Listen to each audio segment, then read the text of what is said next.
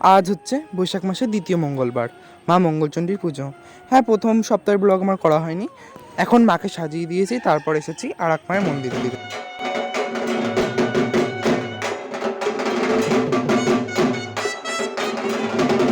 এখানে মাকে অভিষেক করানো হচ্ছে। আমি এখান থেকে এবার যাব বাড়ি। এখন বাড়ির সবাই মিলে পুজোর কাজ গোছাচ্ছে। তারপর পুজো সমাপন হলে মা আর বৌদি মিলে সবাইকে শরবত দিচ্ছে। এরপর প্রসাদ বিতরণ করা হচ্ছে সবাইকে। তো এখন দুপুর হয়ে গেছে, আমরা সবাই এসেছি সকালে যে মঙ্গলচণ্ডী মায়ের কাছে এসেছিলাম প্রসাদ দিতে, সেখানে। তো তোমরা সবাই ঠাকুরকে দর্শন করো।